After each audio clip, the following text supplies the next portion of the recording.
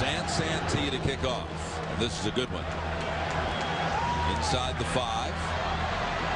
It's Malcolm Brown. Oh, what a great open field hit. That was the moment that brought the Rutgers football world to a halt and put everything in perspective for defensive tackle Eric LeGrand. When you hear October 16, 2010, what goes on through your mind? It's a day that stick with in my head forever, you know. It's a day that changed my life. Going down there, making a tackle right on the field, and boom. Next thing you know, you're laying there, can't move anything, can barely breathe. Eric grew up just 20 minutes away from Rutgers in the New Jersey town of Avenal. He was a natural athlete. By the time he was a freshman in high school, colleges were already scouting him. In his junior year, though he had other offers, he accepted a scholarship to play for Rutgers. And I was just like, you know, these people have been with me since my freshman year when it was time for me to make my decision. I made it my May of my junior year.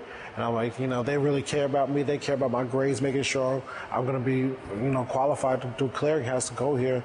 You know, I've been up here thousands of times to come visit. It's just a family atmosphere, 20 minutes away from my house. I'm like, what not to like playing Division I college football, 20 minutes away from your house, right here in your state of New Jersey. And like, this is just a perfect place for me. By his sophomore season at Rutgers, he showed much potential. He played in all 13 games, made 33 tackles, and had 2 sacks. His future looked bright. But his junior year, during the game against Army, he was making a tackle on a kickoff return and hit the runner at an awkward angle, which left him on his back. I just started praying, like, is this, oh my God, is this the end right now? Is this going to be the enemy? Is it my time to come up to you? Or I was just like, God, please just let me catch a gasp of air, anything so I can feel better and get through the situation. As you're leaving the field, what are you thinking? Just thinking, you know, let me give a thumbs up to the crowd, let them know I'm okay, because that's what everyone always does when, you know, you get carted off, you give the thumbs up. But then I couldn't, you know, and I felt like 1,000 pounds was just laying on my hand and I couldn't move it. Eric had fractured his C3 and C4 cervical vertebrae, which caused paralysis from the neck down. He was placed on a ventilator to help him breathe. It was breathing for me, and I didn't like it because it was just so uncomfortable. Couldn't sleep at night, then it was making noises. So right away, I just knew I wanted to get that thing out. In order to do that, he asked God for help. I believe, you know, through my faith, you know, just praying and everything, I willed it away from just getting this thing out, you know, because at the time my diaphragm was paralyzed, but I willed it away like, all right, this is enough of this thing. I'm tired of it, you know.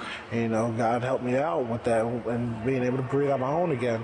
He blessed me with that ability. That victory strengthened Eric's faith. So when doctors confirmed that he may never walk again, he refused to accept that prognosis as final. By then, I already had beat the ventilator, so I was just like, well, you can tell me that, but it really has no effect on me now because I already came off the ventilator, which was 5 weeks after they told me I never would. It's been 2 years since his injury, and Eric's faith is stronger than ever. News spread fast about his courage. In May, he was symbolically signed by the Tampa Bay Buccaneers by his former coach and Bucs' current head coach, Greg Schiano. He's also had numerous speaking engagements and received honors including the Unsung Hero Award by the New Jersey Hall of Fame, as well as the Jimmy V Award at the ESPYs. Now, while doctors aren't sure about Eric's recovery, he believes that through his faith in the Lord, he will someday walk again. Once I started breathing on my own again, I'm like, you know, the sky's the limit from what's going on now because everything was just coming back. It may have been a little bit slow, but things were coming back. You know, I was starting to feel a little bit more over my neck, like you said, my shoulders more.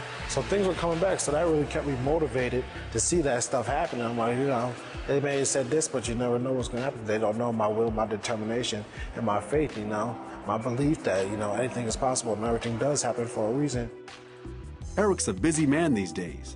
When he's not working on his degree at Rutgers or announcing for the Rutgers home games, be assured he's somewhere bringing inspiration to all those around him.